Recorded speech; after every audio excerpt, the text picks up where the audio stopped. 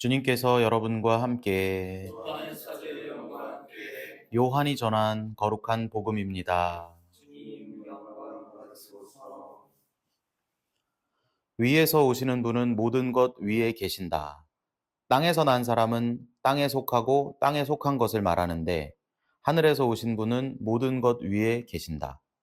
그분께서는 친히 보고 들으신 것을 증언하신다.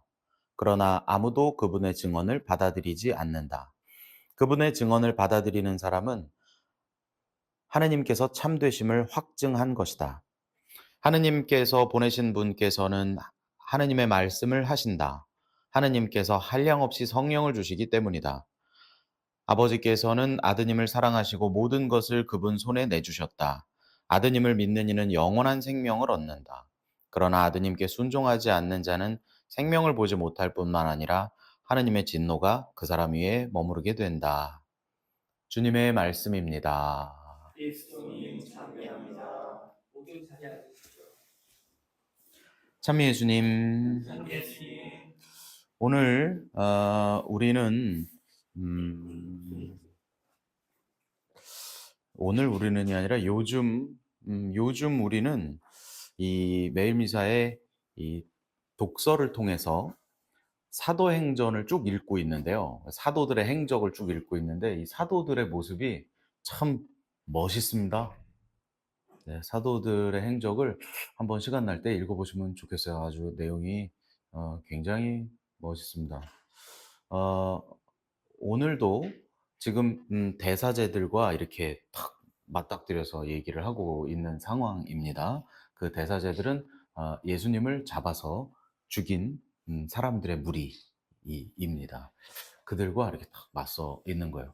어제는 제자들이 감옥에 갇혔다가 이렇게 풀려나는 장면 독서를 읽었는데요. 제자들이 감옥에 갇혔는데, 그러니까 그 예수님의 말씀을 전하다가 감옥에 갇혔는데 감옥 문이 열려요. 그래서 나와요.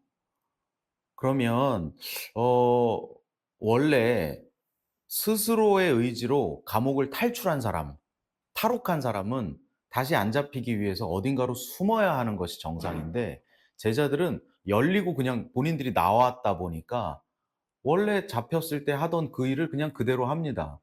그냥 큰 길에 나가서 나가서 예수님 말씀 똑같이 전하고 있는 거죠. 다시 잡힐 것을 두려워하지도 않고 두려워할 필요도 없는 사람들처럼 다시 그렇게 광장에서 주님의 말씀을 전하고 있습니다.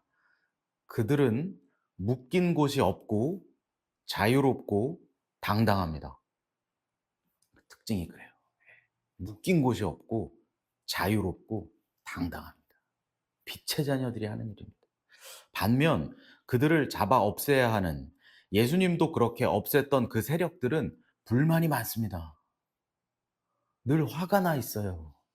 그리고 본인이 뜻한 바를 이루기 위해서 무슨 짓이든 하는 사람들로 비춰집니다. 오늘 독서에서도 이 사람들이 뭐라 그래요? 앙심을 품었어요? 격분하여 사도들을 죽이려. 사도들 죽이기 전까지 불행한 거예요. 죽이면 행복해요? 아니요. 죽여도 그 다음에도 또 불안해요. 맨날 불안해요. 그렇게 살아가는 겁니다. 아, 제자들의 이 자유로운 모습은 에덴 동산에서 선악과를 따먹기 전에 아담의 모습과 많이 닮아 있습니다. 묶인 곳이 없이 자유롭게 동산을 뛰어다니면서 하느님을 만나고 있었습니다. 묶인 곳이 없이 자유롭고 당당했습니다. 그런데 선악과를 따먹은 아담은 상황이 많이 변했습니다. 누가 뭐라 한 것도 아닌데 본인 스스로 묶인 자가 되어 하느님 앞에 나가지 못하고 숨습니다. 아담아 어디 있느냐 하고 물어보는 하느님의 질문에 두렁이로 몸을 가린 채 나타납니다.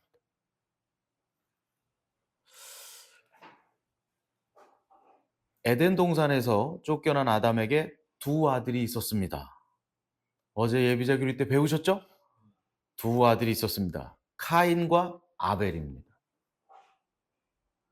카인은 농작물을 키우는 사람이 되었고 아벨은 유목민이 되었는데 이들이 하느님을 만나기 위한 작업을 처음으로 하는 거예요. 그래서 하느님을 만나기 위한 작업으로 이들이 제사를 올리기 시작하는데 하느님께서 카인의 제물은 받아주지 않으시고 아벨의 제물을 받아주시더라. 연기가 이건 하늘로 올라가고 연기가 밑으로 꺼지더라는 거죠.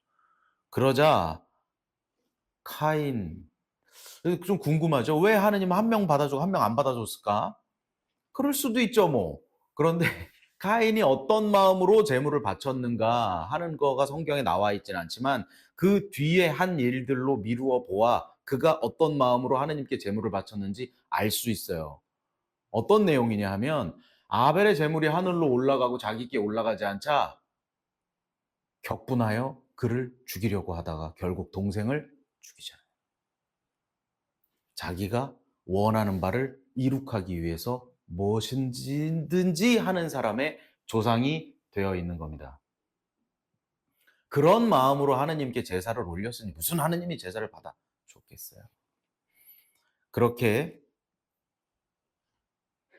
우리는 무슨 일이든 자신의 뜻을 이루기 위해 하는 무슨 일이든 하는 사람들의 조상 카인과 세상이 비뚤어지고 혼탁해질지라도 하느님 말씀을 굳게 붙들고 사는 사람 아벨의 자손이 될 수 있습니다. 여러분은 카인의 자손입니까? 아벨의 자손입니까? 어려운 질문이죠. 뭔가 내가 카인이라 하기엔 좀 아닌 것 같고 또 아벨이라 하기도 또 내가 또 좀 부족한 것 같고 어제도 말씀드린 것처럼 사실 우리는 어떤 날은 카인의 자손도 되었다가 어떤 날은 아벨의 자손도 된다고 생각합니다. 오늘 묶인 것이 없이 자유롭고 당당하게 예수님의 말씀을 전하는 제자들도 얼마 전까지 스스로를 다락방에 가둬두었던 사람들입니다. 오늘 강론을 마무리하면서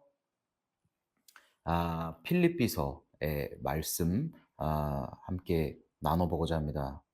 무슨 일이든 투덜거리거나 따지지 말고 하십시오. 그리하여 비뚤어지고 뒤틀린 이 세대에서 허물없는 사람, 순결한 사람, 하느님의 흠없는 자녀가 되어 이 세상에서 별처럼 빛날 수 있도록 하십시오. 아무것도 걱정하지 마십시오. 어떠한 경우에든 감사하는 마음으로 기도하고 간구하며 여러분의 소원을 하느님께 아뢰십시오. 그러면 사람의 모든 이해를 뛰어넘는 하느님의 평화가 여러분의 마음과 생각을 그리스도 예수님 안에서 지켜줄 것입니다. 묶인 것이 없는 사람, 자유로운 사람, 누구에게도 악을 악으로 갚지 않는 사람, 그런 하느님의 질서로 우리는 오늘 초대받았습니다. 위로부터 오신 분께서 우리에게 전해주시는 위로부터의 질서, 그것이 우리를 진정한 행복과 평화로 이끌어준다고 오늘 복음은 이야기합니다.